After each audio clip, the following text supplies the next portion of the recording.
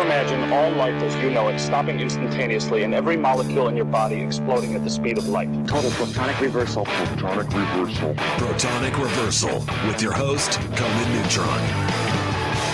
Broadcasting from a secret underground lair in Milwaukee, Wisconsin. A gigantic middle finger to everything that is rock about music, rock and roll, and poker power. The thing is, though, if you don't laugh, you're going to go on a killing spree with sharp nails. Confidence of a hero or a fool. I wasn't exactly certain which. Could not be more professional. It's only one I choose to devote my life to. That's okay. It means something. It means something. And I gotta wait. Yeah, that's my take on what's yours. Protonic reversal. That's like a science thing, right? Indeed it is. It is a science thing. It is a science place. It's a scientific fact that we're all up in your faces. It's time once again for the one, the only Protonic reversal. Welcome to it. Welcome to it. And additionally, welcome to it. Tonight's very special guest, Mr. Stu Gray, aka Stu Spasm, Lubricated Goat. Perhaps you are familiar.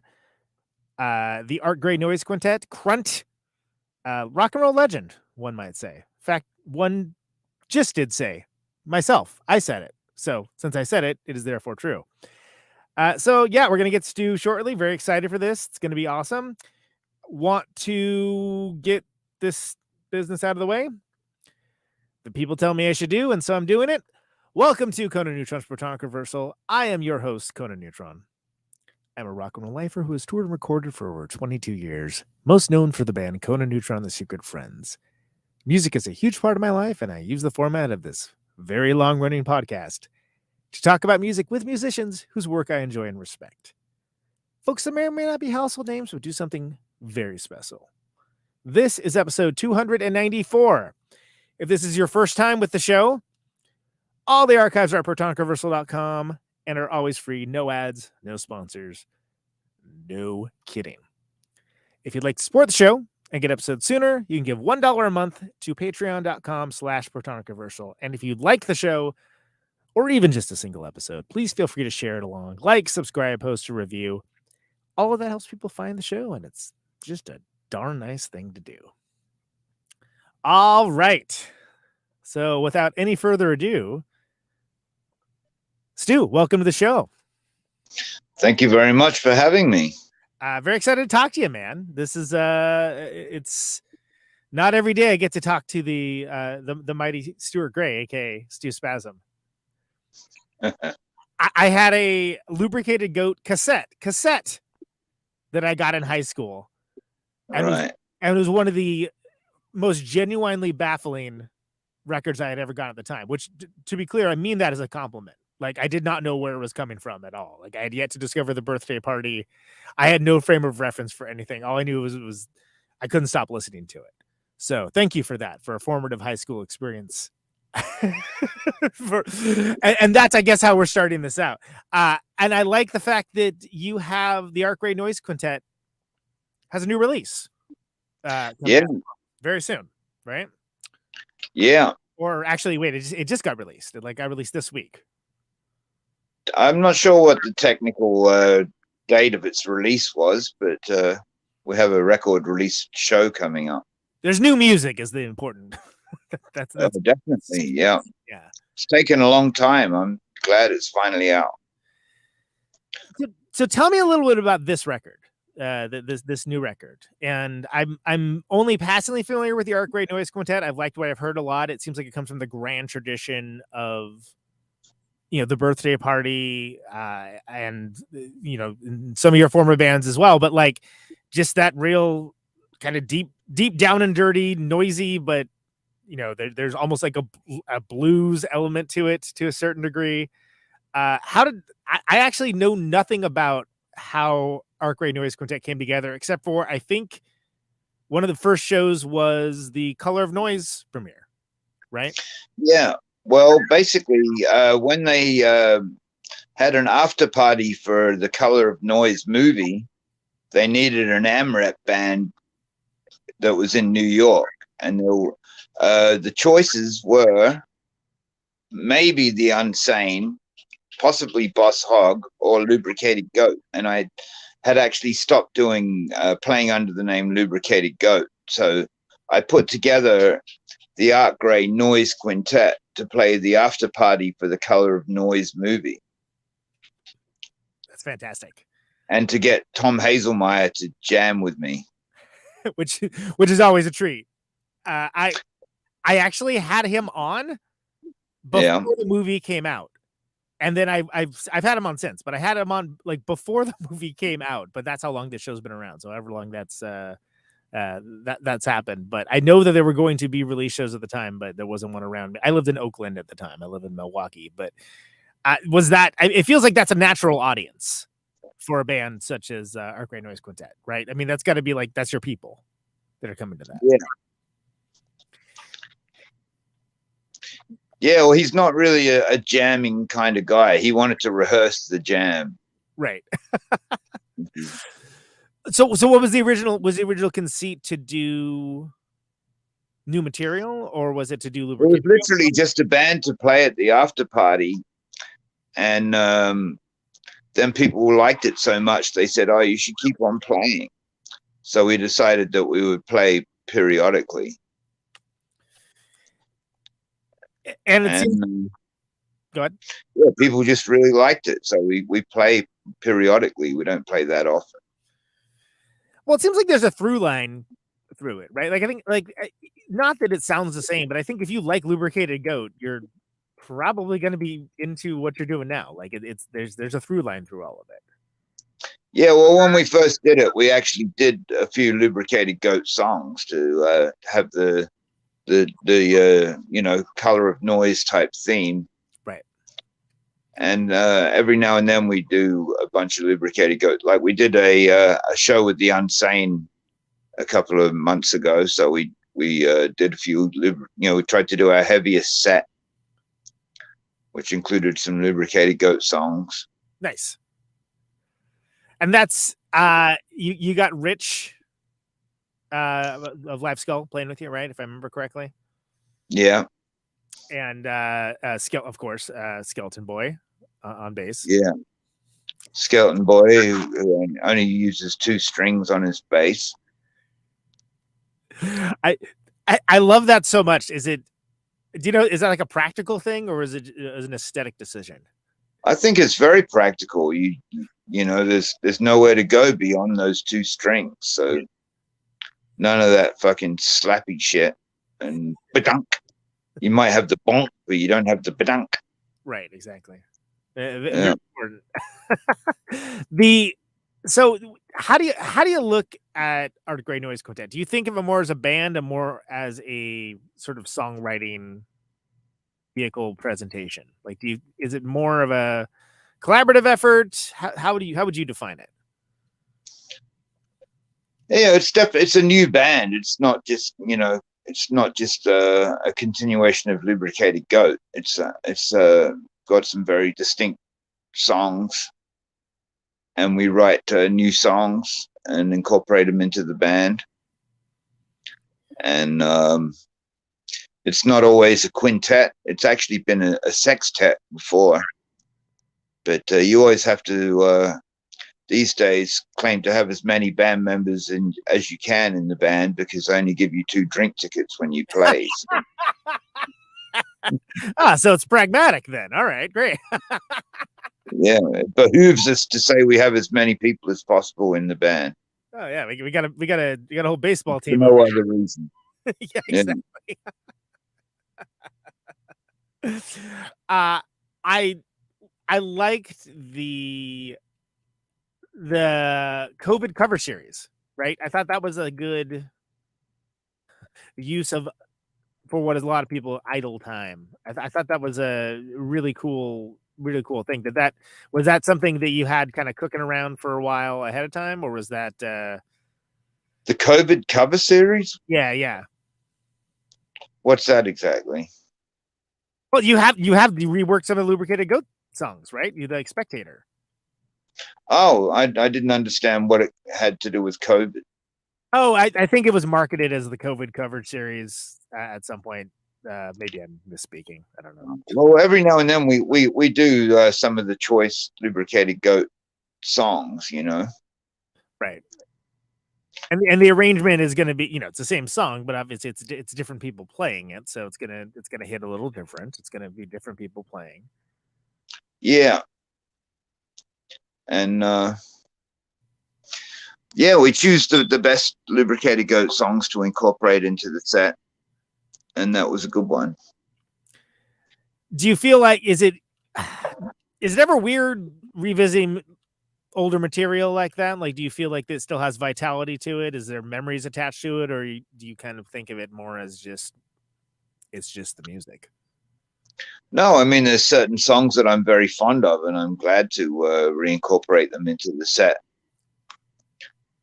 And you know, the band likes to obviously do new stuff, but certain songs really enhance the atmosphere. Yeah, definitely. It's a good mix, right? Yeah.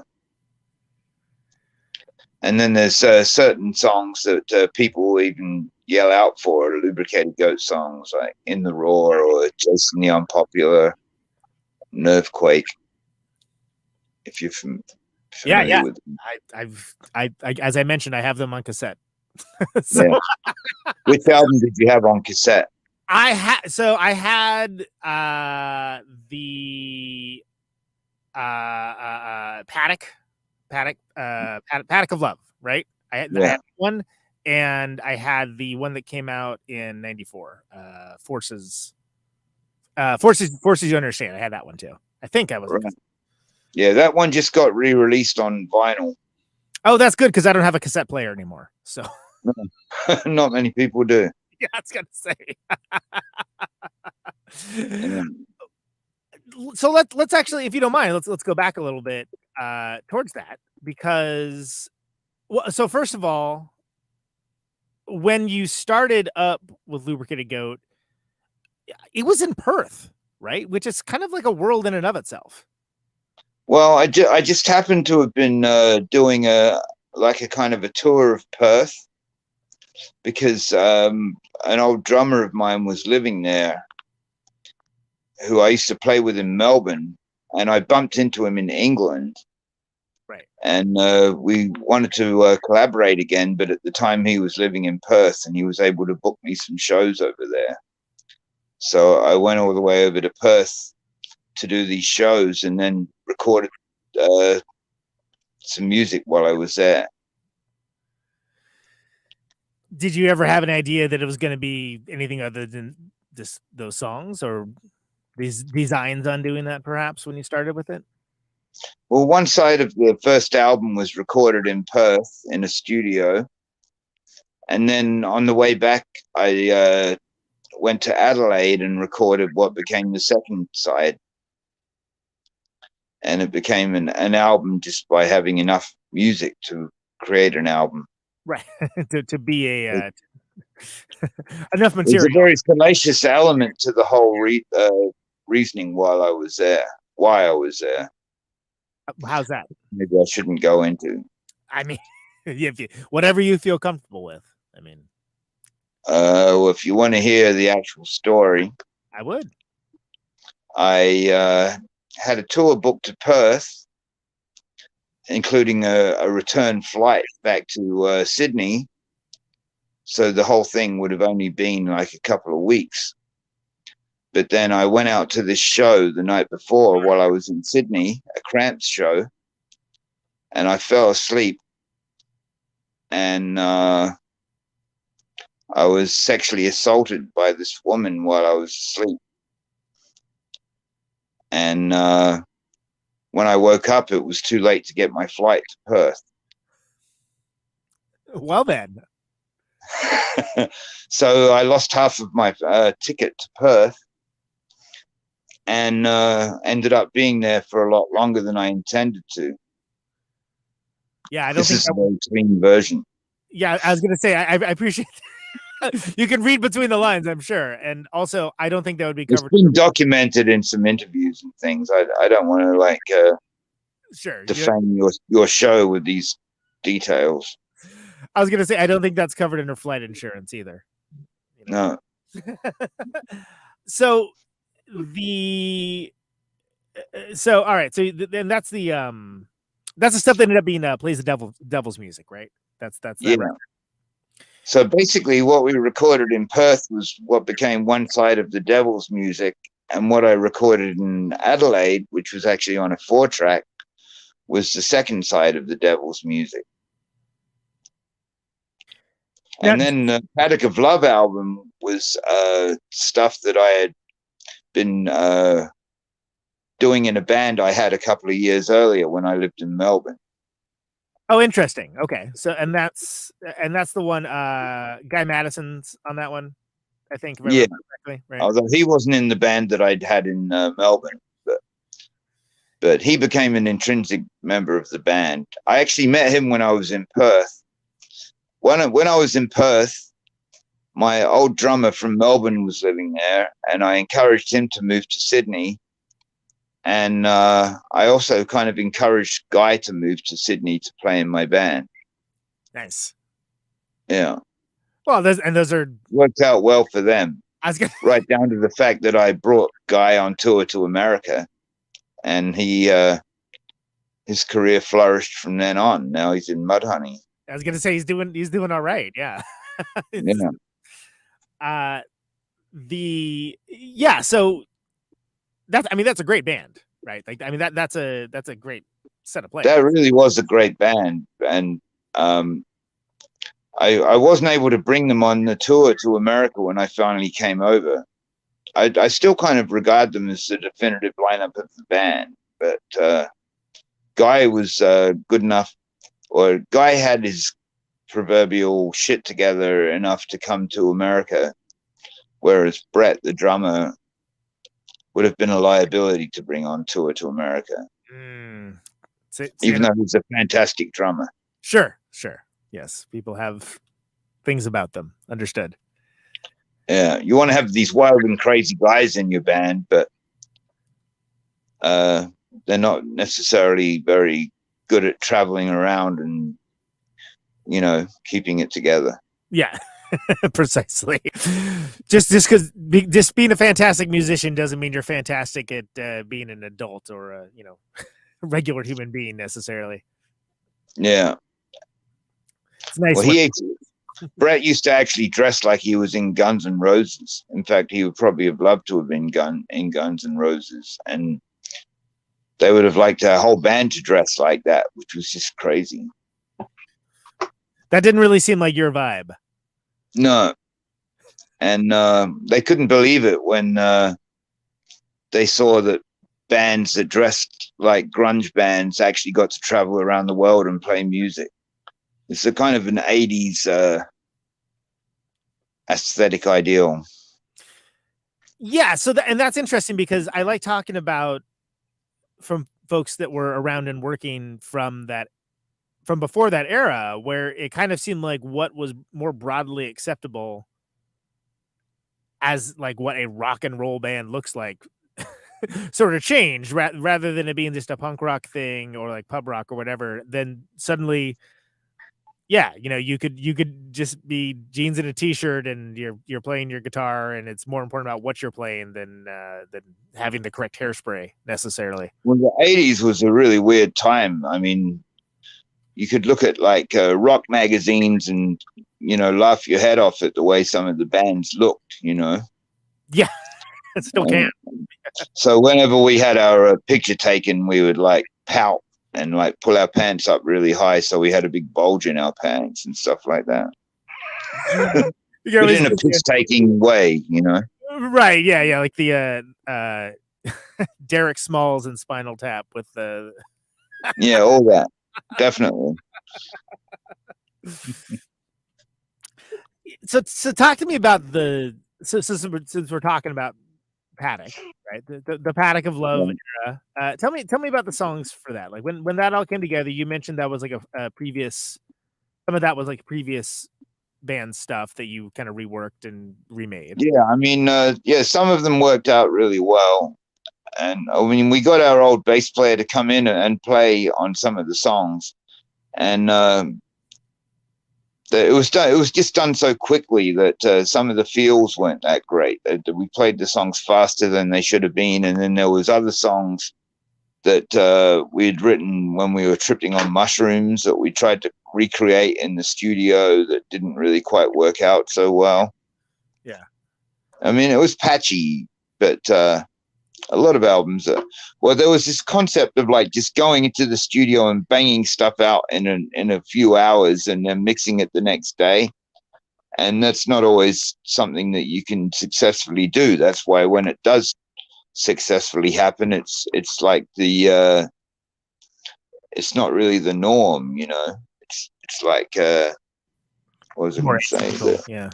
The exception as opposed to the norm. You can't always rely on doing that. You know, you might not have a successful 8-hour session where you create a really fantastic album. I wish that we could, but we had such a small budget that we couldn't always do that.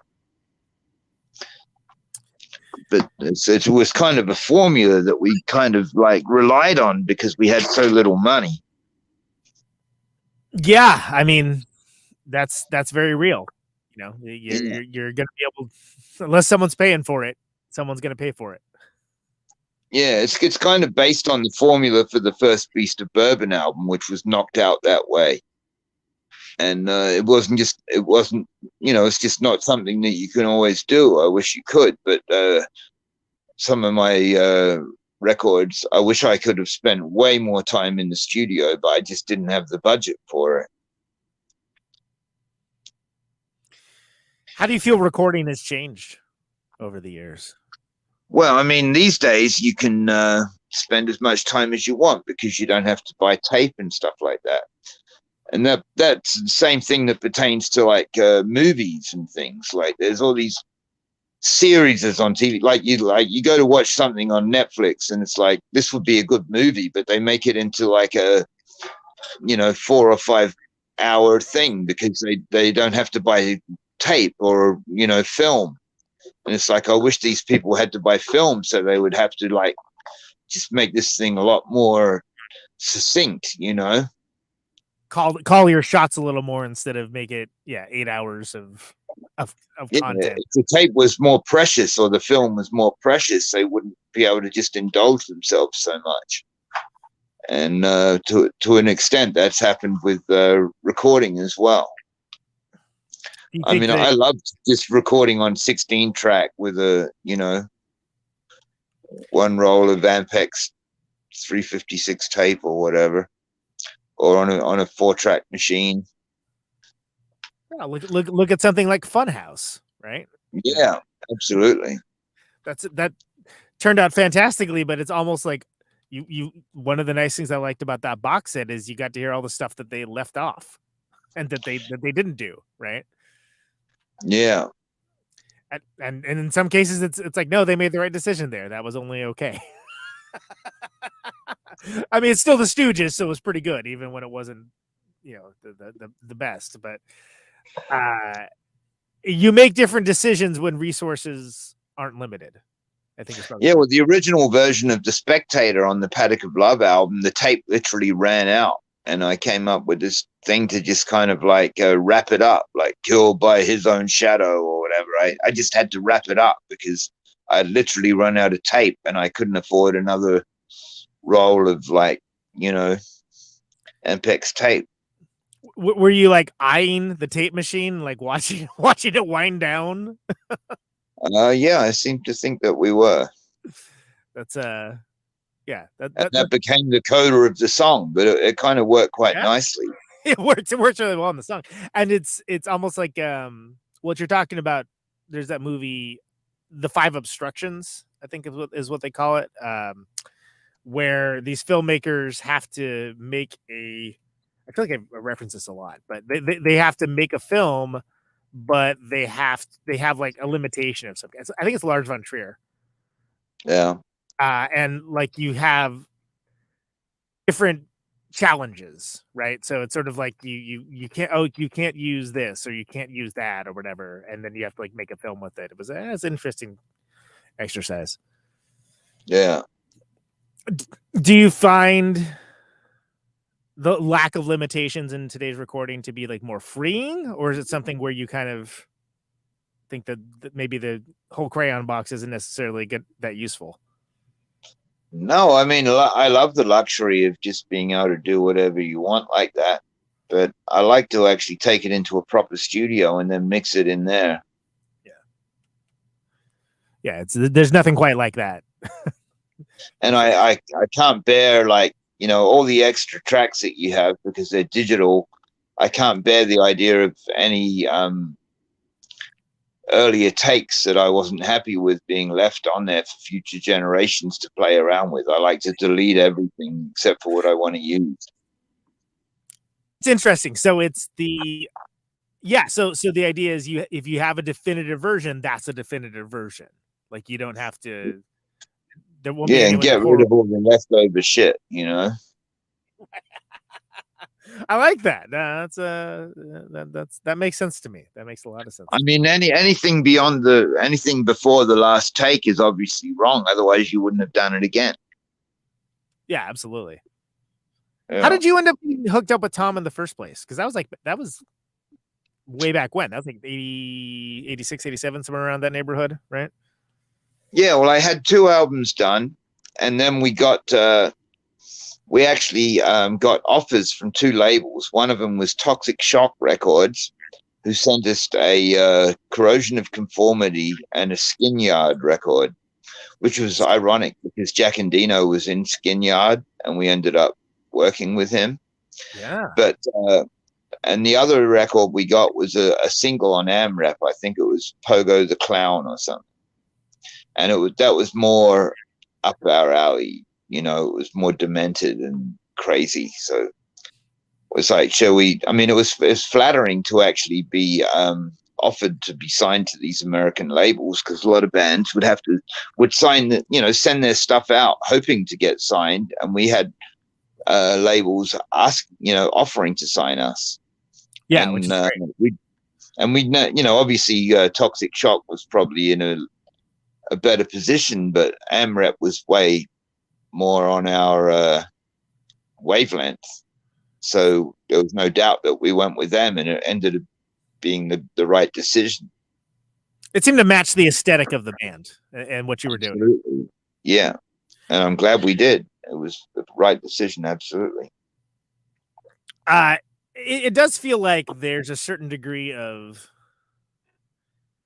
like there's Australian bands that kind of make it out of Australia and into the popular consciousness and whatnot. It seems like it's a bit of a bigger feat to a certain degree than other areas. I mean, of course, you got like AC/DC, right? And the Birthday Party did pretty well for themselves, but it seems like it's harder. It's harder to do that from that part of the world. Would you agree with that? Yeah, well, all those bands like the Birthday Party, AC/DC, the Saints, or whatever, Radio Birdman, even, they all went over to England because you had to prove that you were worthy, to play on the international playing field. That you were as good as anything from overseas, and obviously they proved that they were. Yeah, when I had Dennis Tech on, he talked about that being like somewhat like a formative sort of thing for Radio Birdman, and it seems like that. Yeah, England was sort of a proving ground to a certain degree. Yeah. I mean, I bought a ticket to go to England when I was like 17. That was all I ever wanted in my whole life. I was born there, but I just wanted to go to England and have a band, and my parents canceled my ticket. And it really devastated me. I became really violent after that. And, got arrested for willful damage of property a few times, and just became a very angry young man. And then finally got to go over there a few years later. But yeah. So it kind of set you in your life path in a way, to a certain degree. I mean, that'd be a very different scenario. That definitely reinforced my kind of fuck you attitude. You know. Understood. Yeah. So since we're talking about Paddock, I have to say that the thing that got me to, because that was the first one I got from you guys, as I mentioned, on cassette. Yeah. The cover art is the thing that tore it for me. I was like, all right, I got to see what this sounds like, which is what you had to do back in the day. Younger listeners, you didn't have immediate access to listen to everything just by typing a few things into the computer or your phone. Yeah, well, I mean, the cover was kind of like a sort of a piss take of a heavy metal album cover. You know, the devil with a couple of girls, and I tried to airbrush it. The first thing I'd ever airbrushed, but yeah, it almost looks like the kind of thing you would see on the side of a van or something. Yeah. Yeah. Maybe a van you shouldn't get into, or maybe you should. Yeah, if the fans are rocking, don't come a knocking. Precisely. Don't laugh, your daughter may be inside. Exactly. So, talk about that era between Paddock and when you do Schadenfreude, like what that EP, like what's happening with Lubricated Goat around that time? Around about that time is when the drummer of the band left because we wouldn't dress like we were in Guns N' Roses. The aforementioned Guns N' Roses. Him and his wife had a clothing store, which I actually designed the logo for. Nice. They sold like expensive kind of like glam metal type clothes, and they thought the only reason me and my friends didn't dress like that is because we couldn't afford it. Probably not the actual reason, I would imagine. No. And so what was your take on that era? I mean, did you just find it ridiculous? It was absolutely ridiculous. I mean, there's nothing funnier than anything with an Australian accent, you know. Phone sex with an Australian accent, rock and roll with an Australian accent, you know. It's like it would be too vulgar if I was to slip into the vernacular. Right? mate, I'm fucking, I'm sick. I'm sucking your dick, mate. You know, I'm playing with me boobs, mate. You're really turning me on. Yeah, you're right. That is kind of crazy. Or like, can you imagine an Australian glam metal band? Oh, man. Yeah. There was like these, dopey Australian glam metal bands, like with all that stuff on, and try to sound like seventh generation Sweet, but like not without the songs. Rock and roll, mate.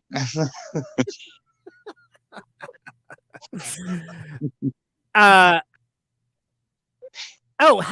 did you meet Charles Tolnay?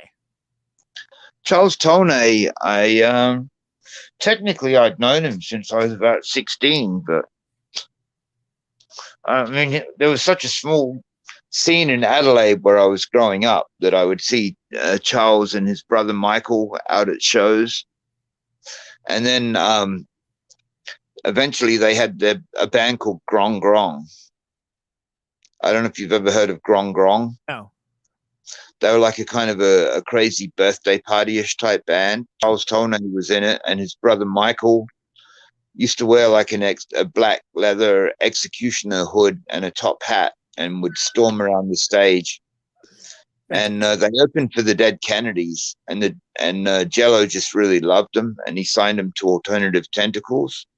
Nice. And they were going to come to America and open for the Dead Kennedys, but then they did this show on like around Christmas time of around 1984, and they brought this guy Michael on in a coffin, and he jumped out of the coffin, and then they threw offal all over the crowd.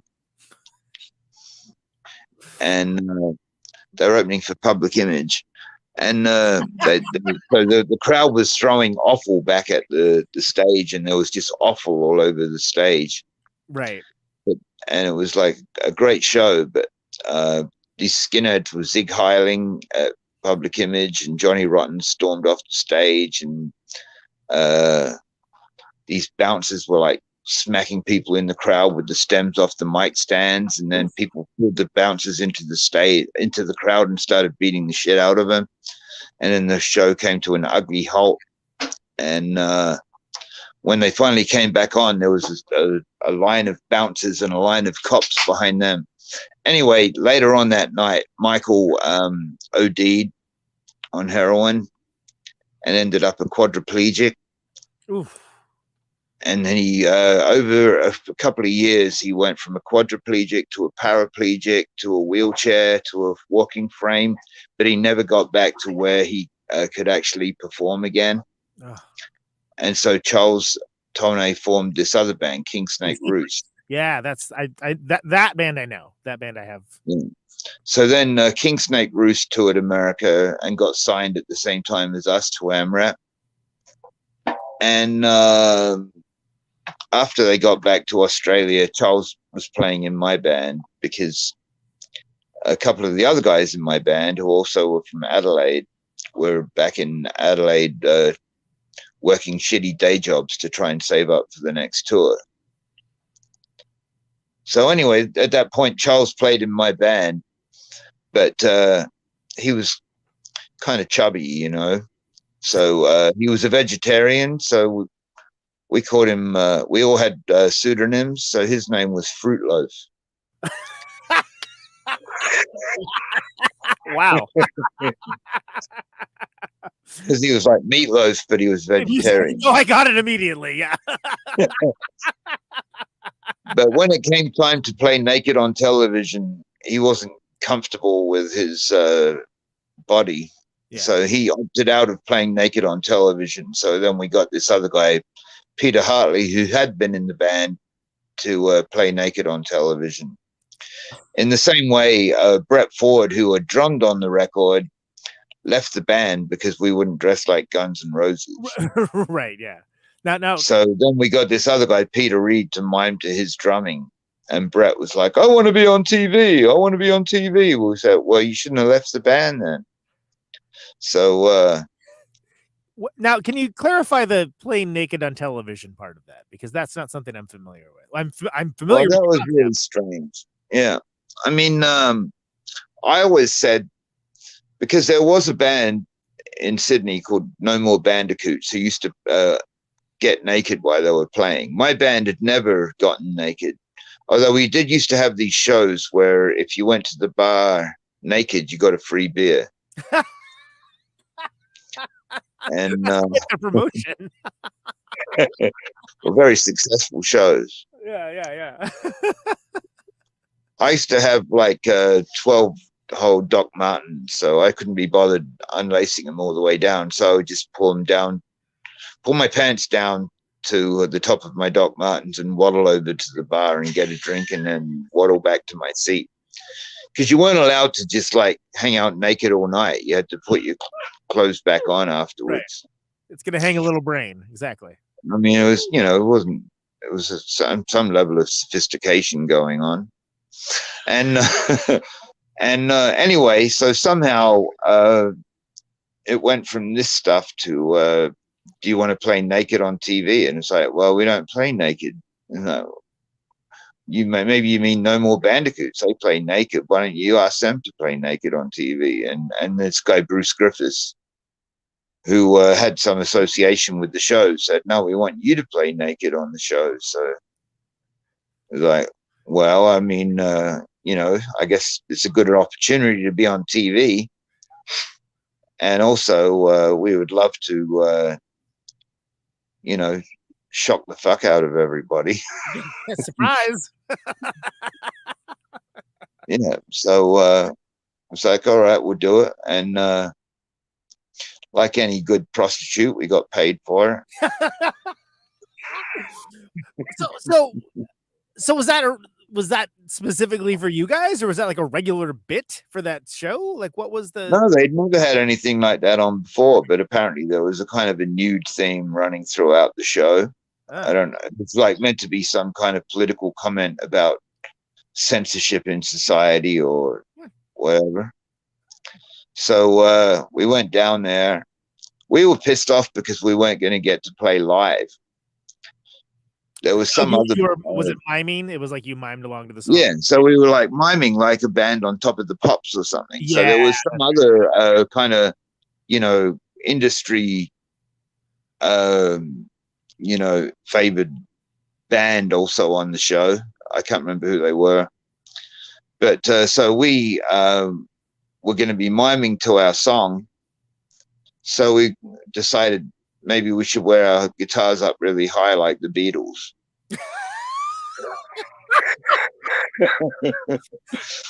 But we didn't do that. But we did have like a John Wayne Gacy painting hanging behind us when we played. Ah, yeah, of course. Yeah. And one of the guitars had a picture of a naked 10-year-old boy with Buttbuster written on it. And then, we did everything we could to be disgusting or whatever. And then just before we came down to play, Peter Reed, the guy that was drumming on the show, who was filling in for the Guns N' Roses wannabe guy, we were at the top of the stairs and he just started peeing, and it was like cascading down the stairs to where these lighting technicians were perched. Oh no. And then they said, "You're on," and he just kind of sucked it up. Just interrupted the stream and got on with his day. Yeah, and we went down there, and of course we'd had a few drinks.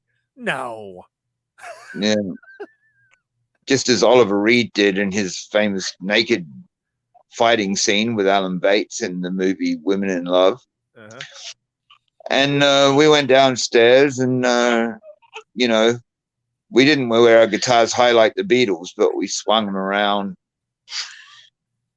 And, like Tom Jones with guitars, basically. Right. I Sure. did a lot of pelvic thrusts and stuff like that. Well, and for some reason, they claimed that the show was being broadcast live from LA. So they supposedly had a bunch of Americans or people pretending to be Americans in the crowd. So.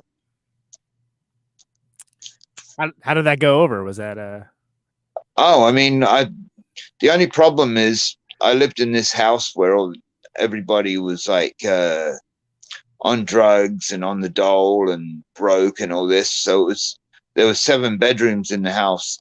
It was impossible to sustain a working telephone there. Yeah. So, the next day, all the TV stations wanted to talk to us and that, but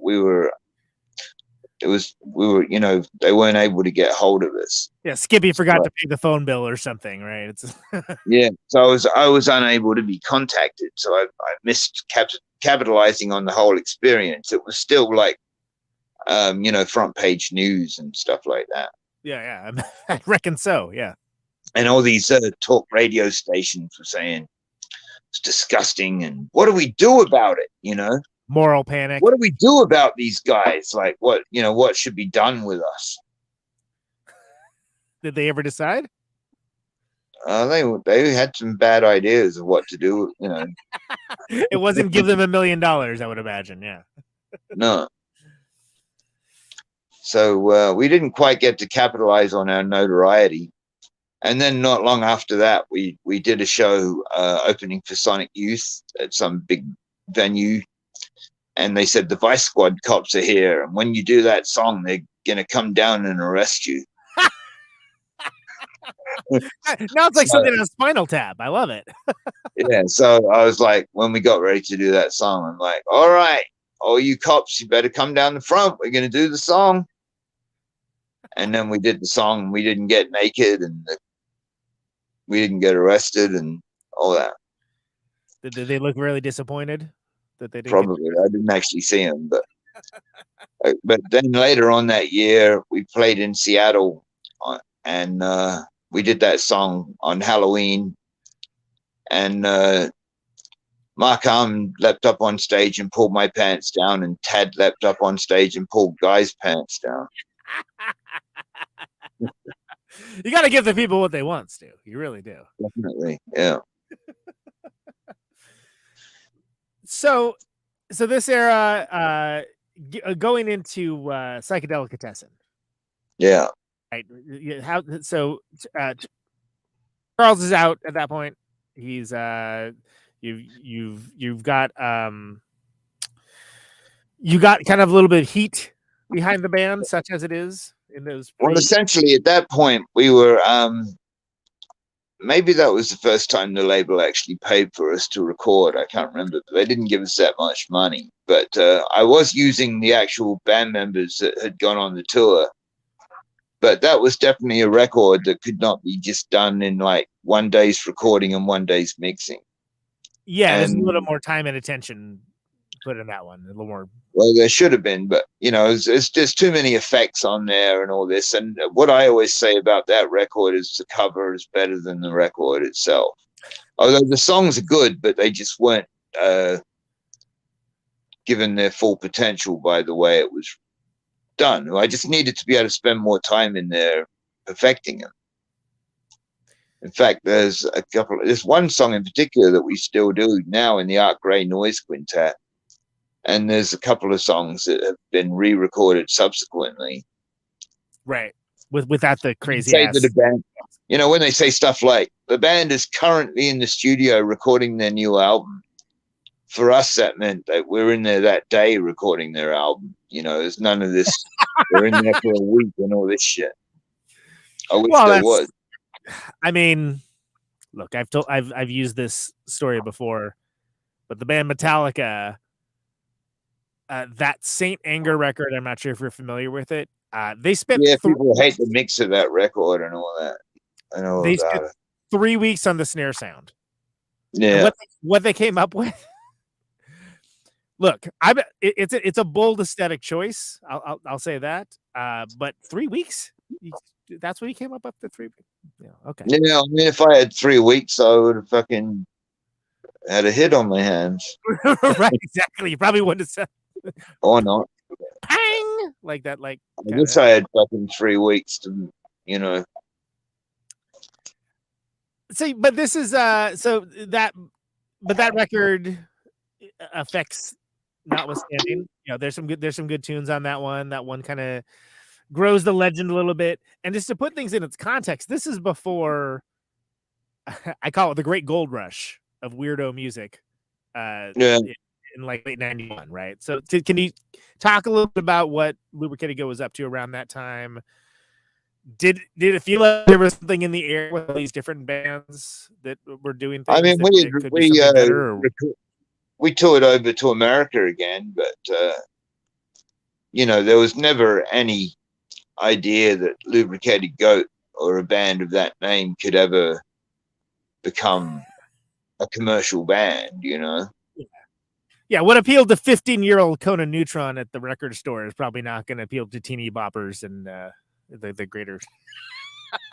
Yeah, I mean, I loved the whole college radio scene and all that. That was very exciting because there were so few places in Australia that you could play at, stuff like that. Yeah. So we were just thrilled at the idea, because the first tour that we did, Hazelmeyer pretty much advised us not to do it because it was going to be so rough, but we were just so determined to go. We didn't care how rough it was. And in fact, we were glad that we went because it opened a lot of doors. And then the second tour, you know, was a lot better organized, but we still weren't under any illusions that we could cross over into the mainstream or anything like that. Yeah. But it seems like you were finding your people to a certain degree. Oh yeah. We, you know, even on the first tour, we found our people. We loved all the bands that we met, the Laughing Hyenas. You know, we already knew about the Butthole Surfers.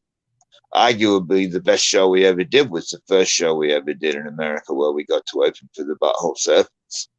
You know, but we played with like Butthole Surfers, Laughing Hyenas, Killdozer, Jesus Lizard, yeah, Honey, you name it. You know, it was just fantastic. Yeah, that's quite the murderer's row. Yeah. So you're touring in Europe for that record, right? Yeah. And that's, I think the story's been told already. Like, I'm not sure how much you want to get into it, but things kind of went south. Yeah. Right. Well, that's when I got stabbed. Yeah. I mean, Yeah. to put it bluntly, right? I mean, maybe there was someone we were hanging out at this club called the Ecstasy where Nick Cave and all that used to basically hang out in Berlin. And they were out of town, but there was these kind of sleazy Australian girls there. And I actually have a song that kind of tells the story. But anyway, we we're in Berlin. It's like, oh, we want to get some drugs, So this girl took us down to this area where she claimed that she knew where to get some drugs. And regardless of wherever you are in the world, you don't just give money to some guy and let him walk off with the money. But she did. And then the guy tried to climb over a fence.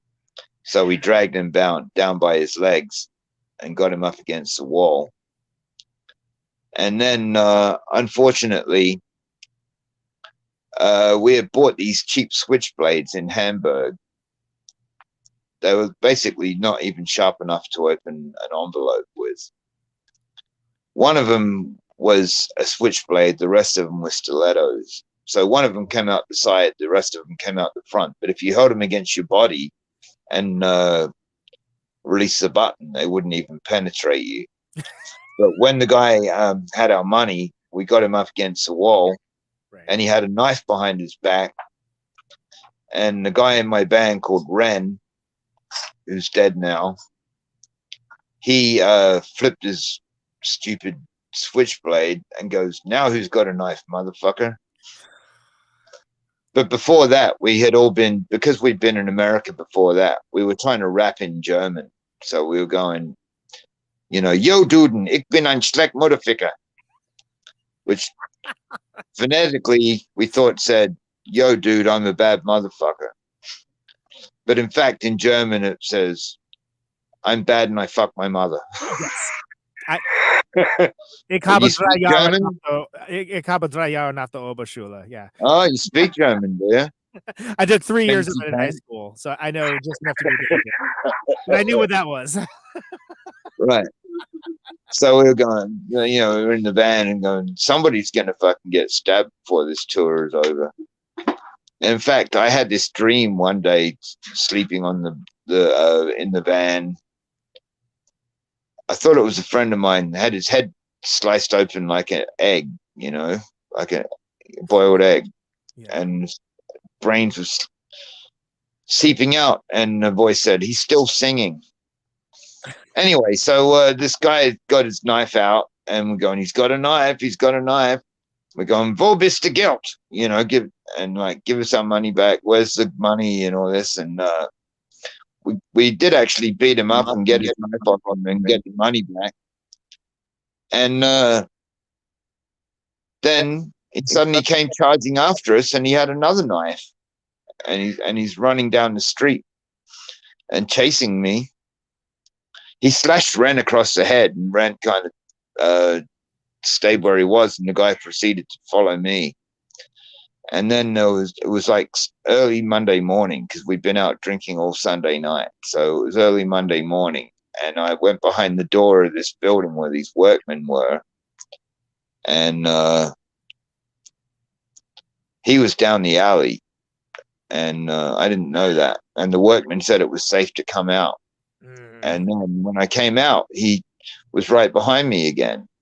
And supposedly while he was in the alley, he may have dipped the knife in dog shit.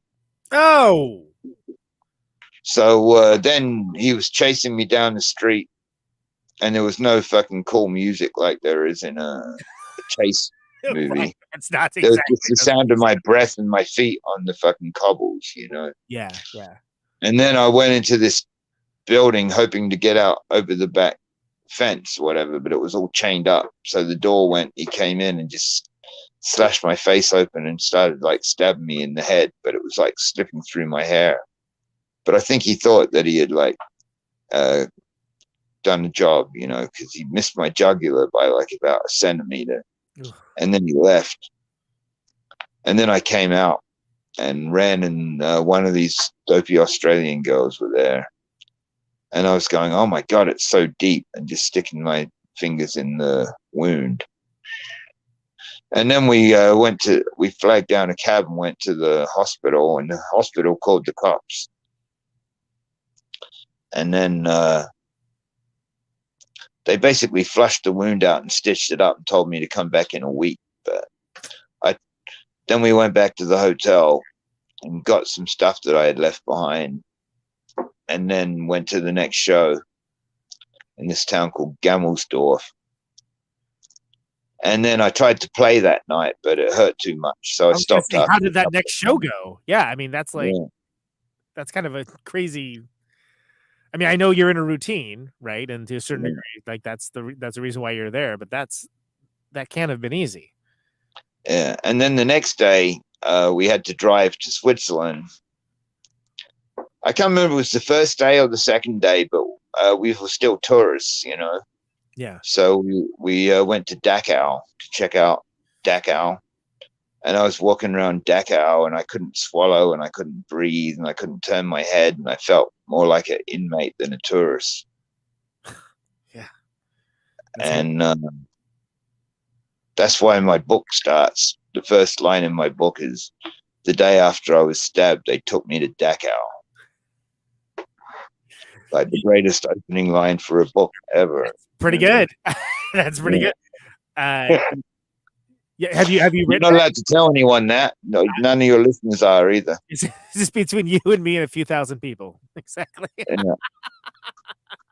Anyway, when I got to the town in Switzerland where we were going to play, they just said, "Oh, you got to go to hospital right now." And then they took me to hospital, and then I woke up 2 weeks later, and I had a tube all the way up my nose to my stomach and one all the way up my arm to my heart. And then, you know, I was just in there for a month or whatever, and then looking at nice views of the Alps out the window. And then the day I came out, I went back to that same venue. I was staying with this band called the Young Gods. Oh, yeah. Yeah. They were really cool. And, you know, when I came out, they drove me around and gave me the scenic tour of Freiburg, Switzerland, where I was. And then I went to the show that night, and it was Cop Shoot Cop and the Flaming Lips. And I didn't really meet the Flaming Lips, but I met Cop Shoot Cop and became good friends with them. So I looked them up when I came back to New York, you know, and that's when I started living here. Yeah, and that's what, 1990, right? Is that what time period? Yeah. Did you have? Did you already know you were going to stay in New York? New York was a place for you. You decided that. Well, I mean, I didn't know what else I could do in Australia, you know. Yeah.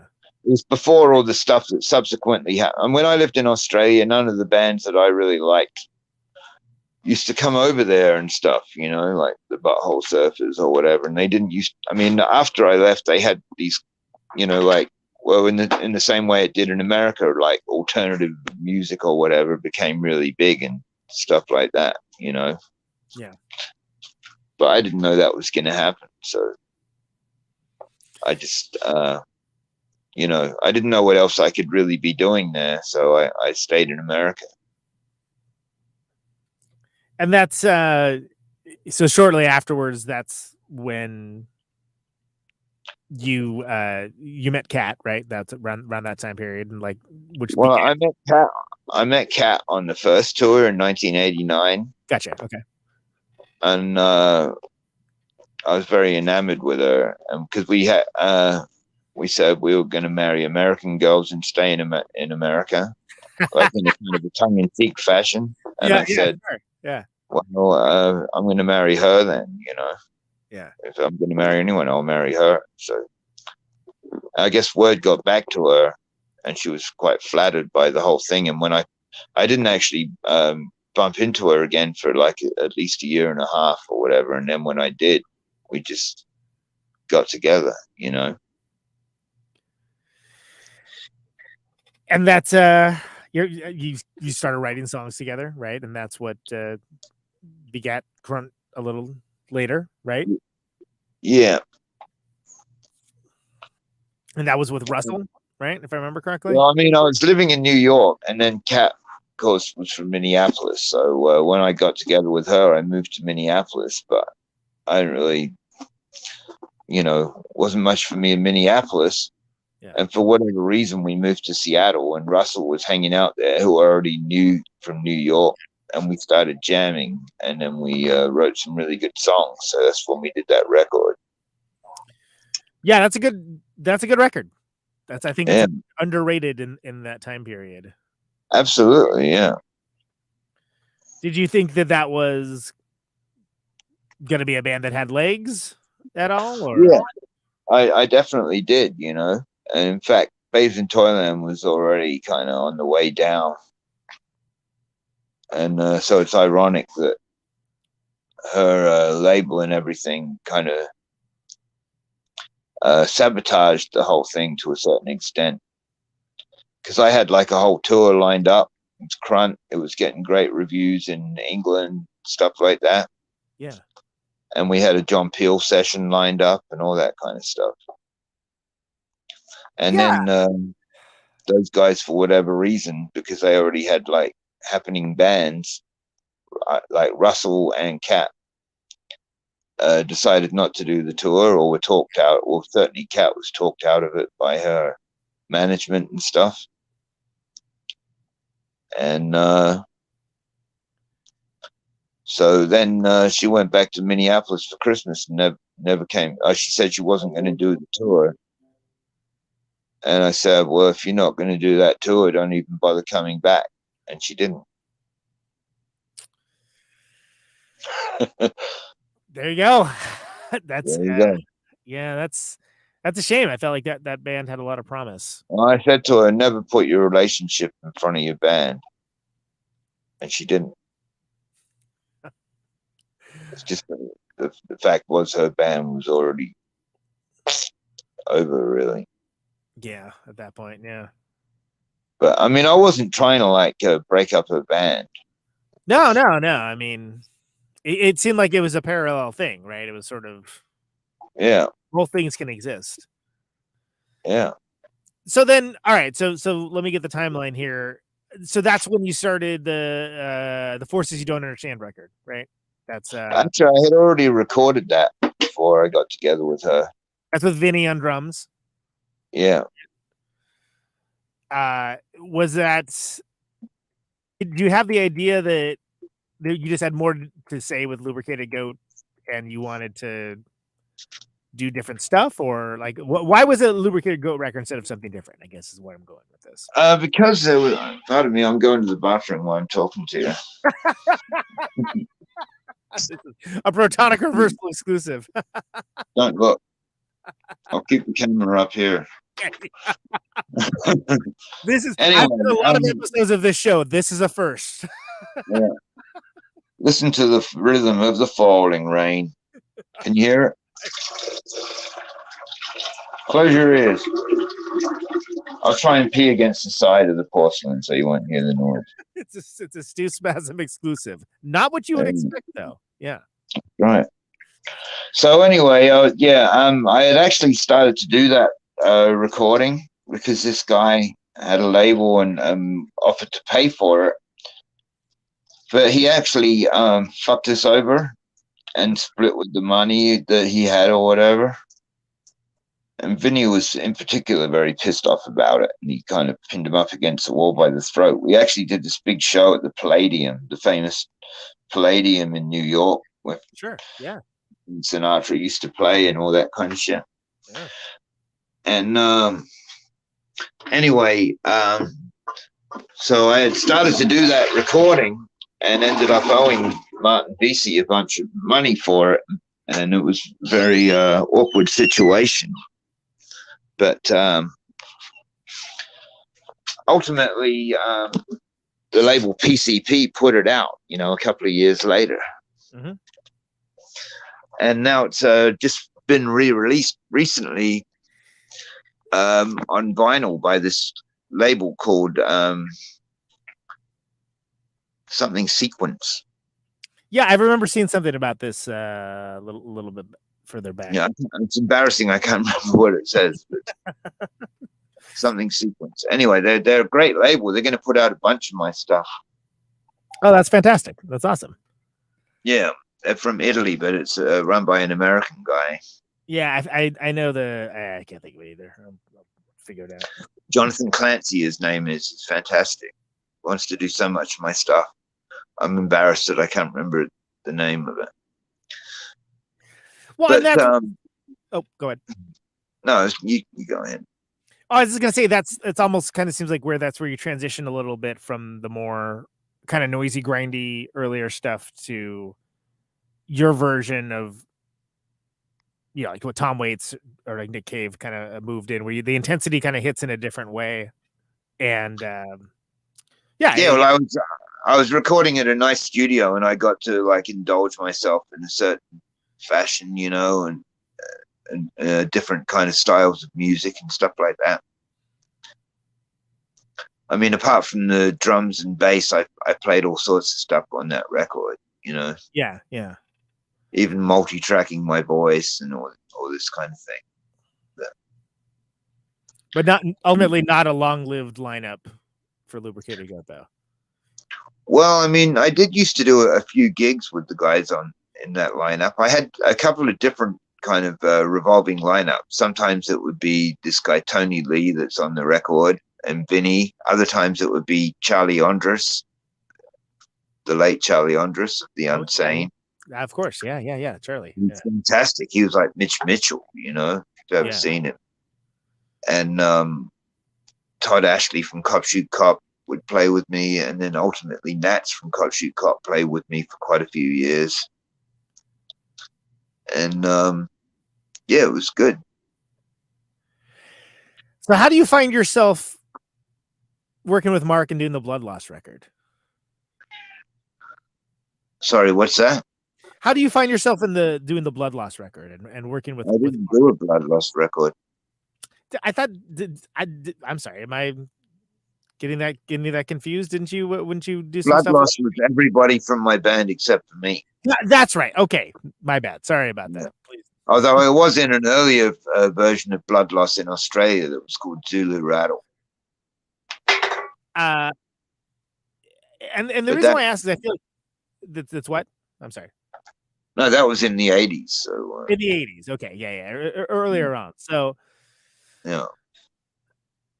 So this is like what, 94, 95. I know that there's a bit of a gap between that Lubricated Goat, The Forces You Don't Understand, Lubricated Goat, and then the 2003 record.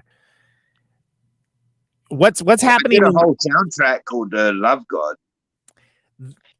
The Love God soundtrack. Yes, thank you. That was in like 96. That's right. Really, I used to have that on cassette as well. Yeah. I was the most annoying thing about that was that all the songs were like cut to the scene, so they were only a minute long. If they'd been longer pieces of music that had been then cut down, they would have worked better as listenable pieces of music. Do you know what I mean? Yeah, because you're trying to fit it to the visual, the visual aesthetic, the Frank Rowe. Yeah. How did you get? And he never got to put that record out because he never got to put that movie out because it was like the transitioning period between paper and digital, right? And certain paperwork got lost when he was going to have it released by one major studio or another, and so legally it was never able to be released. Ah, that's terrible. That's terrible. But you did. There was a thing. There's a Bandcamp, right? It's up on Bandcamp for like some. Yeah, I put it up on my Bandcamp page. And somebody has been taking all my Bandcamp stuff and putting it up on YouTube, which means every time they do it, it costs me like the price of a play, i.e. $1 a song. So if I can find who's been putting it up, they owe me a lot of money at this point. Yeah. Thanks a pants load, dude. Yeah.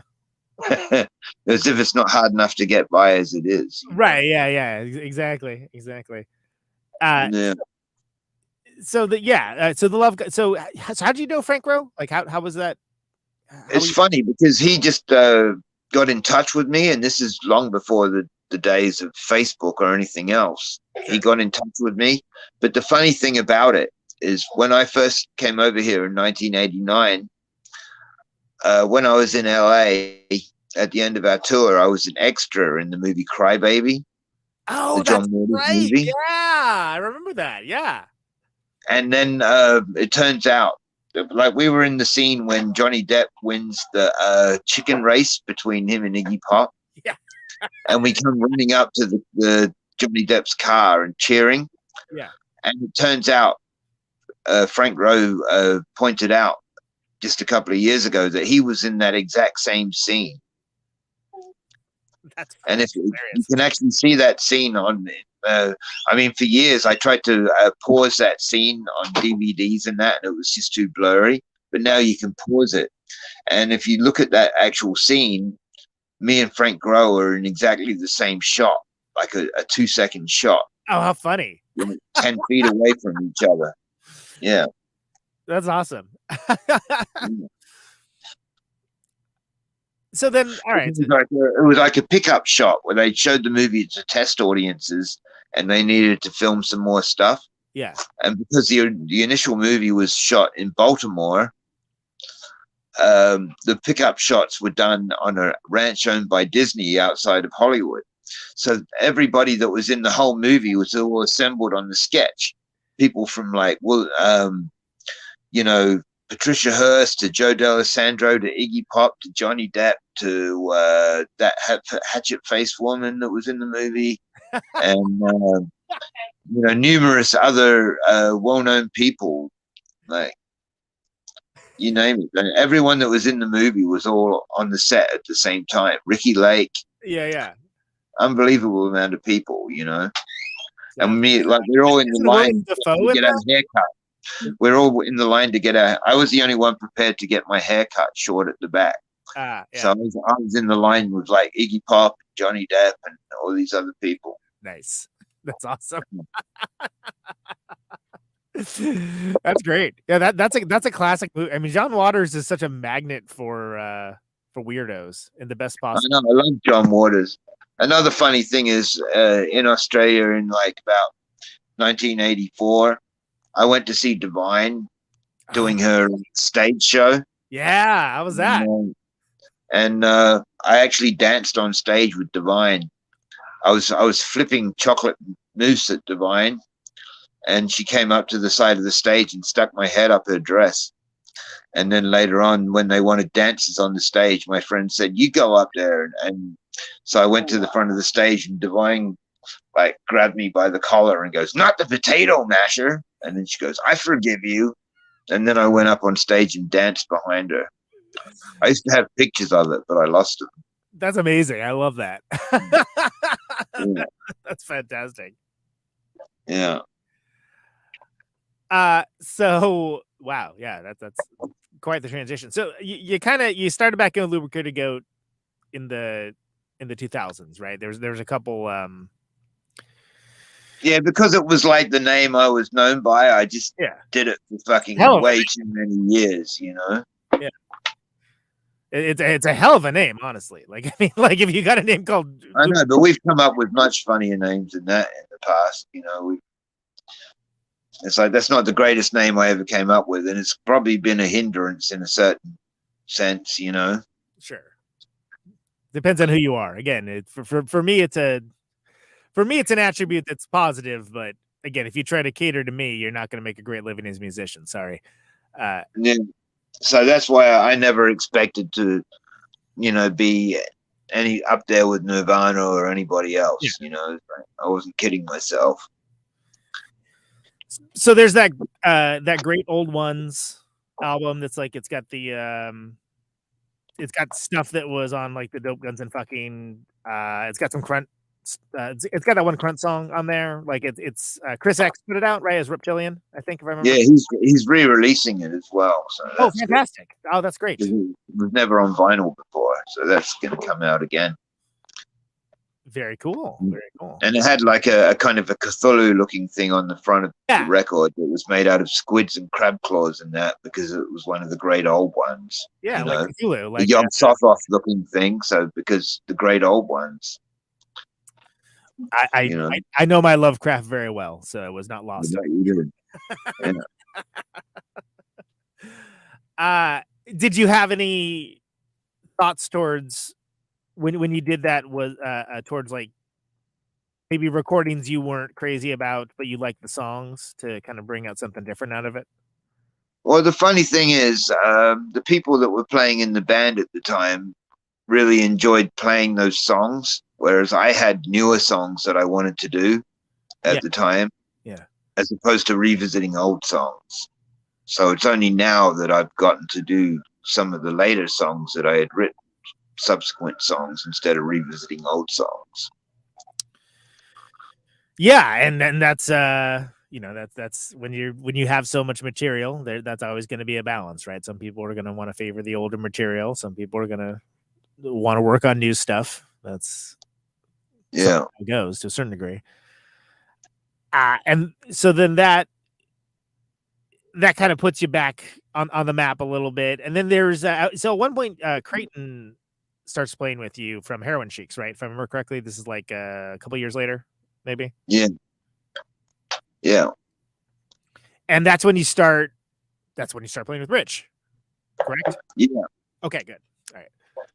So we kind of started to transition the name to a certain extent from Lubricated Goat to the Love Goat, which is like the Love Boat. Because I had this band called Love Struck with my girlfriend. Yeah. So it was like the Love Goat, the Love Goat, you know. Yeah, it's a portmanteau. Yeah, you put the two things together. Yeah. Love Goat. That's great. Were you familiar with Live Skull? Yeah. I mean, not real familiar, but I knew about them, you know. Yeah. All those bands from that period, you know, Sonic Youth, Live Skull, Radat Radar, and you know, all that stuff. Well, and you know, Rich took over for James Lowe, who's no slouch himself. Like, so it's kind of a vast pedigree. Yeah, we had actually done a show earlier when I first got here with a band that Norman Westberg and Rich and a guy Jason from Nice Strong Arm, which was a band that I had met on tour. I love Nice Strong Arm. Great band. They were called Sugar Time. Nice. Yeah. But so that was strange. strange time, right? So then you got and so then at some point Creighton's out, and then Jack comes in, right? That's the next iteration. Yeah, I mean, I think Jack was in it before that. I think there was Jack and an Australian drummer called Hayden. They were the guys that were on the Great Old Ones album, right? And then after that, that was when I met Rich, and we started playing. And then at a certain point, you know, I just thought the name Lubricated Goat had been kind of done to death. Right. So it was good when we got the opportunity to become the Art Gray Noizz Quintet. Yeah, because you get to, if you call it something different, you aren't necessarily carrying any baggage that you don't want to. Yeah. I mean, you can only have so many ex-members, you know.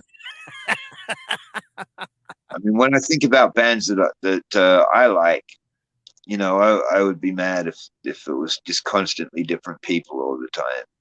Yeah. So it's like, at what point is it this band or just, you know, am I inextricably linked to the name Lubricated Goat, or can I do something else? Yeah. Well, and it's, Art Gray Noizz Quintet is it's an evocative name, but evocative in a different way. Like to me, like I think of like, jazz records or something like that, right? Or like Yeah. it evokes like almost big band kind of element. Yeah, and we try to have a kind of a noirish aspect. It's vibey music, and it's I think there's a through line to it that if people like Lubricated Goat stuff, I think that they would which I guess this would be a good time to mention that there is the new release. There's also there's a live setup on the Bandcamp. I know that's from it was like right when I think it's like right when the COVID hit, right? Like yeah, it was literally the last weekend that you could possibly play before COVID. And I mean, I love that record. It came out. I mean, it's not a record yet; it's a cassette. But I'd love it to come out on vinyl. I think it is a great sounding set. Yeah, it's a ripper. It's got a great vibe to it, and it's the timing on that is just crazy. Like, to put it bluntly, like that's crazy timing. But it's funny because it was Friday the 13th of March, whatever year COVID happened, 2020, 1954. Was it 2020? Yeah. All right, so it's Friday the 13th tomorrow, and I'm flying down to North Carolina because a friend of mine's making a rockumentary about me. Really? Fantastic. Yeah. That sounds interesting. Anything? Well, he filmed like these shows years ago. He filmed a show at this place called Warsaw in New York when Lubricated Goat played with Mudhoney. Yeah. And then we played with Mudhoney literally a good 20 years later as the Art Gray Noizz Quintet at the same venue, Warsaw. That's awesome. And this guy came up a couple of weeks ago and filmed a bunch of stuff to add to the existing footage. So we're going down to North Carolina tomorrow to work on some more stuff for the film. That's great. Yeah, that sounds super interesting. He wants me to conduct a choir of kids singing on a song of mine. It's like a country-ish type song called "I Should Have Been Dead Years Ago." There you go. I'm a big fan of the children singing things that maybe are not super appropriate for children to be singing. I think that's I know. I wonder how many of their parents are happy with them to be singing that. It probably depends on if it's paid work or not, I would imagine, but maybe not. I don't know. Oh yeah, I think they might get like a couple of. I think there's plans afoot to give them some pizza. So there you go. Paid. I call that paid in high fives. Is usually what I call it. Yeah. So the title for this new one, the Art Gray Noizz Quintet, it's a self-titled record, right? It's just, the actual title of the record is eponymous, just like RAM. No, it's called the Art Gray Noizz Quintet. So you got. So how do you feel about this record? Like, when did you guys record this record? We recorded it. Actually, we recorded it fairly soon after we first started the band. Okay. And then we recorded a few extra songs over the next couple of years. So it's taken a long time to come out, but I'm glad it's finally coming out. We actually, Bang Records from Spain. I am familiar. Yes. Yeah, they released a lot of stuff by ex-members of the Beast of Bourbon and stuff like that. Yeah, folks within your circle. Yeah. Initially, he didn't seem to want to do this record, and then he changed his mind. So it could have been out a couple of years earlier, but interesting. at least it's finally coming out. And you know, you guys aren't completely off the radar social media wise. I think there's an Instagram account. You know, you can follow that. And we've done a bunch of recordings with Lydia Lunch that are going to come out as well. I was going to ask about that. That's she seems like a kindred spirit. Yeah, well, I've always loved Lydia Lunch. You know, ever since, like, I remember hearing Teenage Jesus and the Jerks when I was like about 17. You know, that was another formative cassette for me. Yes. Yeah.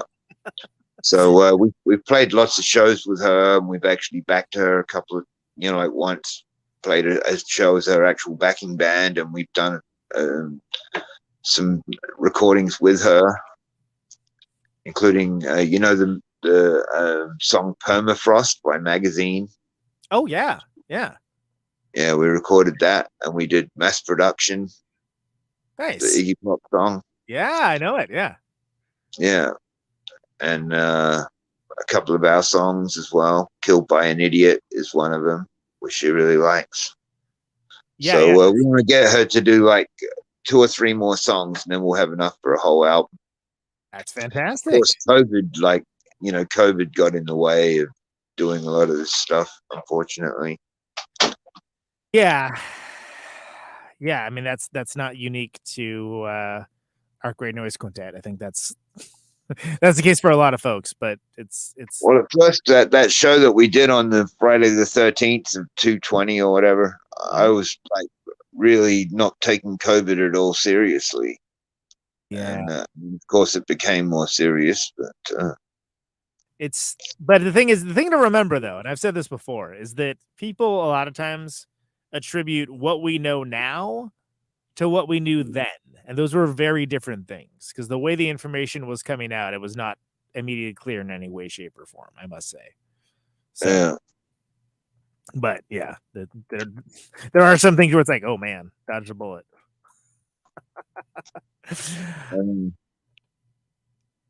And then you've had some shows coming up. You did a show with you played with Unsane with the where Chris is doing the like all the early cuts.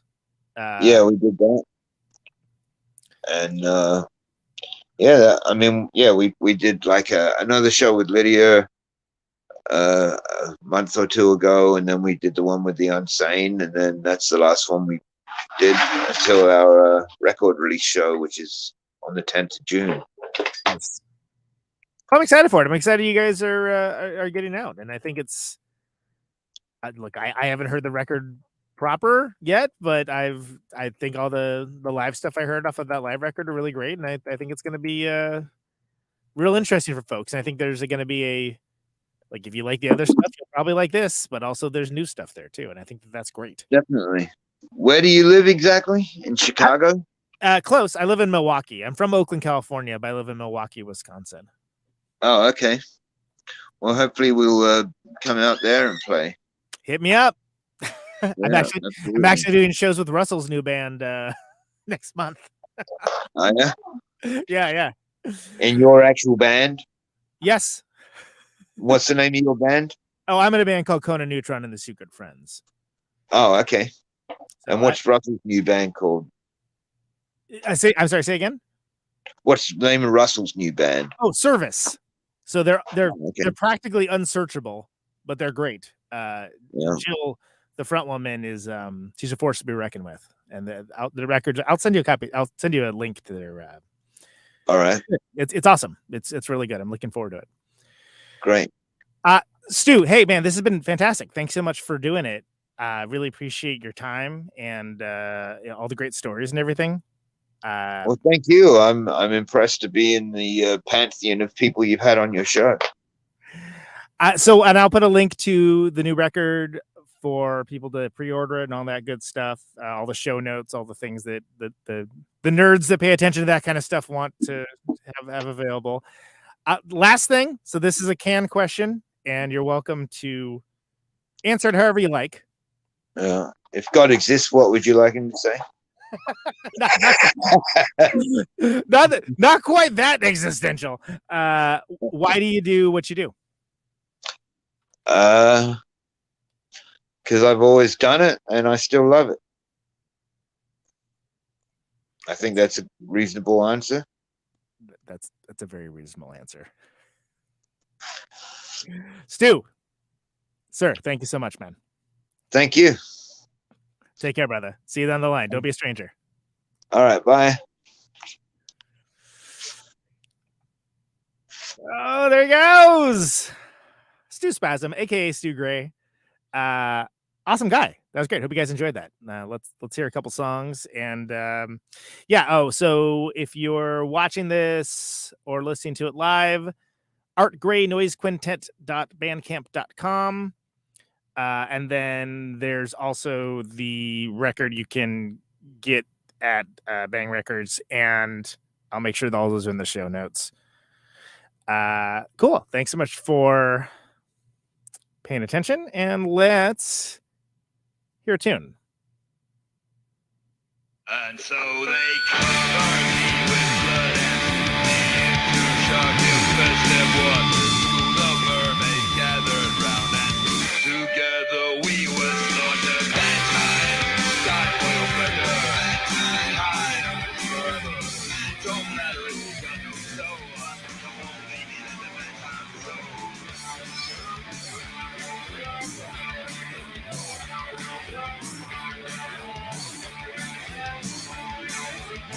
I told them I'll take the electric chair, but please don't get me up too early. Smell my cock and balls are burning. See my pubic hair unfurling. Bad time, time for your pleasure. Time is forever. Don't matter if you gotta go slow. Come on, baby, let the bad time go.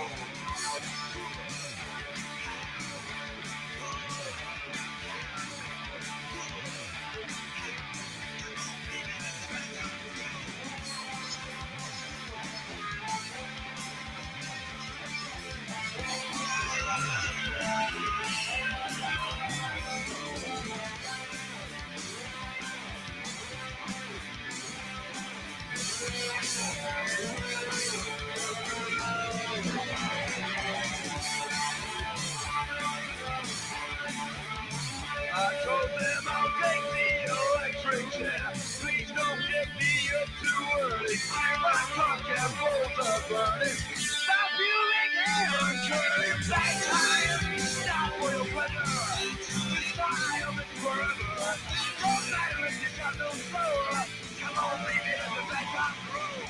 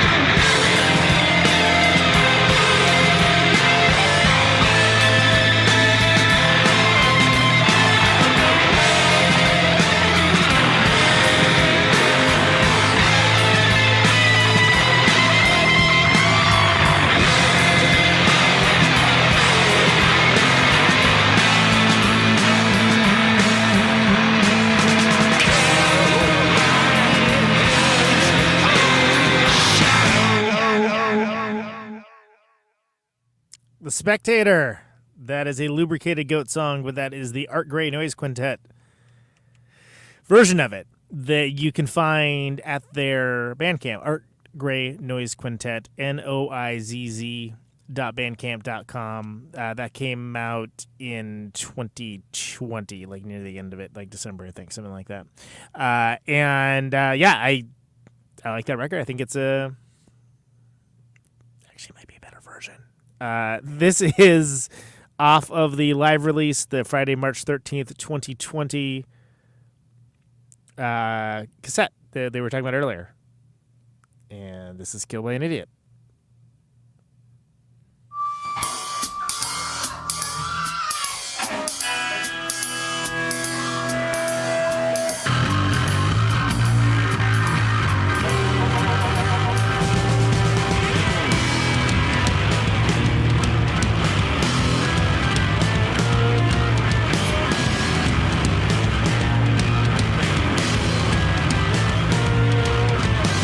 You don't wanna be killed by an idiot. You don't wanna be killed by an idiot. You don't wanna be killed by an idiot. You don't wanna be killed by an idiot. Yeah! Oh, so bad and they're all so dumb. Take your life to the pain and go. Go bad, go dumb. Don't take your life so that they can go.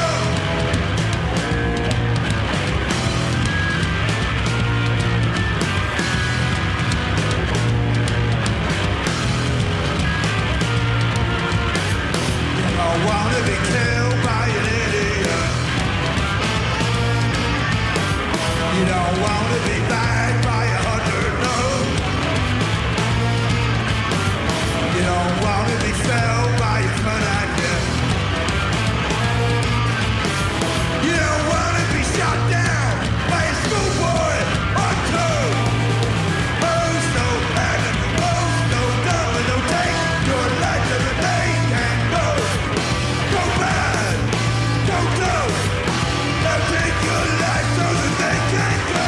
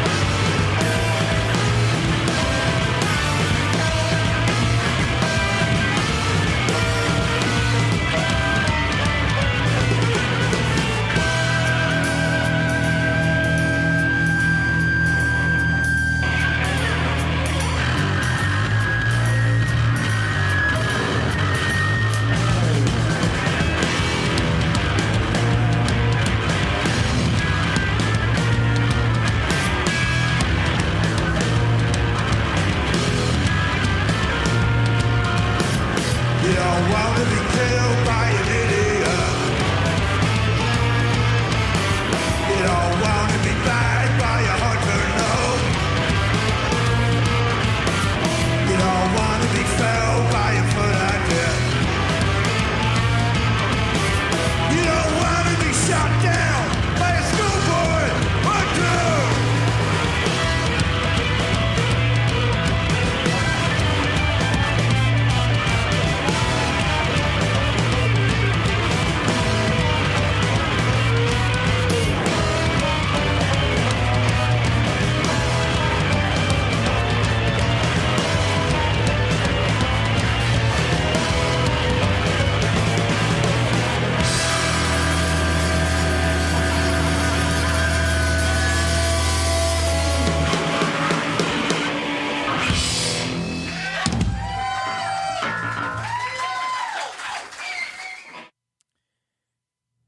Killed by an Idiot, Art Gray Noizz Quintet. that features Stu Gray, aka Stu Spasm. And I thought that was a great episode of the show, Protonic Reversal. I hope you guys agreed. It's Can you hear me now? That's a guy with a lot of stories. So very excited to see that documentary, I guess, that's going to be happening. That's an exciting thing that's going on. Awesome dude. Hope you all appreciated that. The name of the show is Conan Neutron's Protonic Reversal. Thank you ever so very much for listening to it. This show airs Thursdays, 8 Eastern, 7 Central, 6 Mountain, 5 Pacific on RadioNope.com. It's also on YouTube, Twitch, Facebook when I feel like it. All the things. By the way, subscribe on YouTube. We're almost at 1,000 subscribers, if that's a thing you are interested in doing. If you like the show and you want to get episodes sooner, patreon.com/Protonic Reversal will get you there, $1 a month. But all the archives are free, ProtonicReversal.com. No ads, no sponsors, no kidding. Signing off. Mr. and Mrs. America. I appreciate you listening, liking, following the shows, sharing the episodes around. All that helps people find the show. And yeah, if I don't say it enough, I appreciate that. Stephen DePace a flipper next week. I've got finally 50,000 watts of power. Lots of good stuff on deck, including Caterwall, everybody. If you're remotely near Minneapolis, 27th through the 30th, 4-day festival, Minneapolis, Minnesota. It should be pretty great.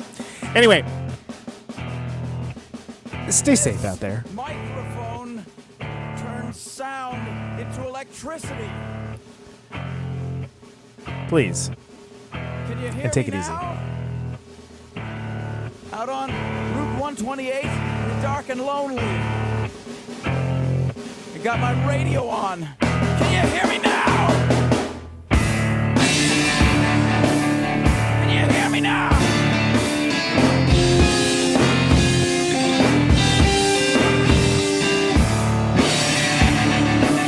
Can you hear me now?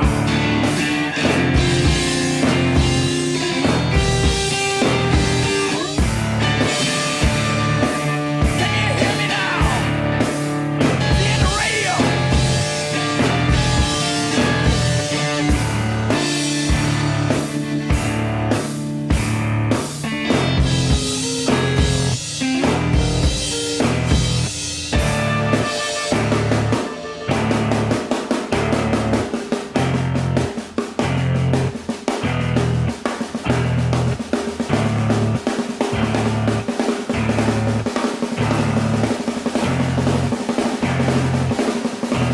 And that snare drum and that drum roll means we've got a winner.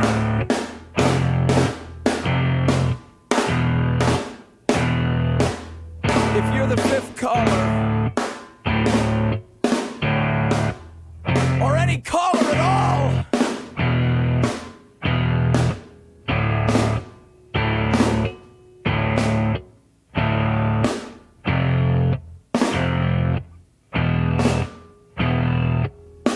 welcome to my top 10.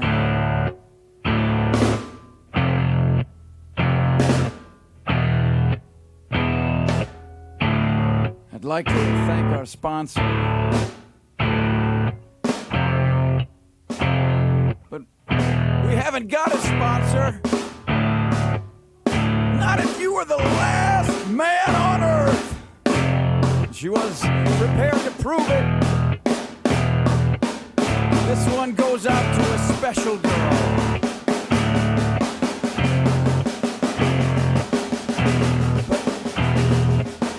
There is no special girl.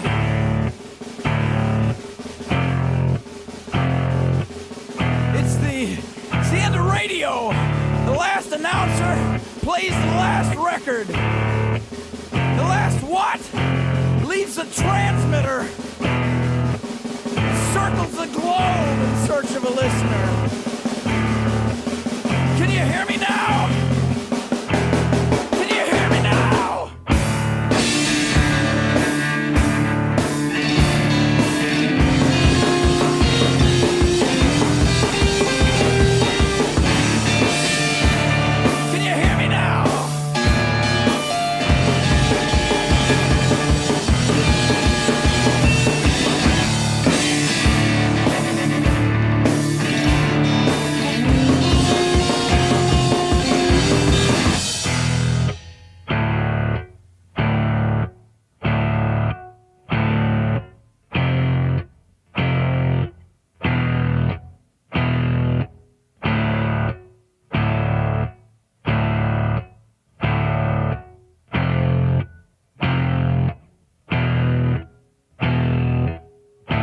really broadcasting if there's no one there to receive?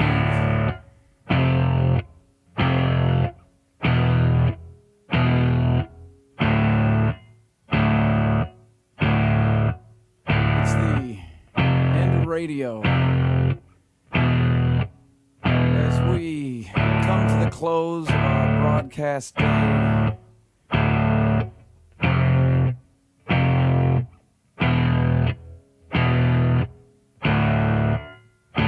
got my radio on.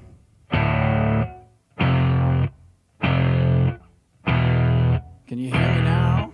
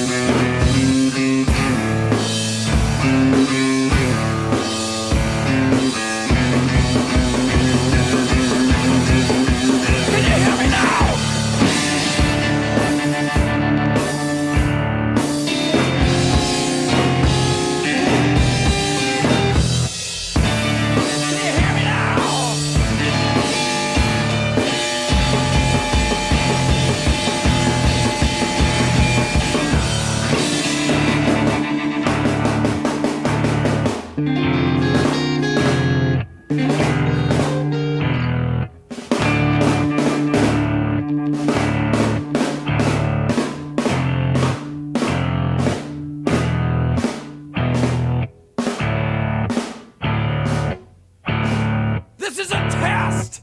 If this had been a real emergency,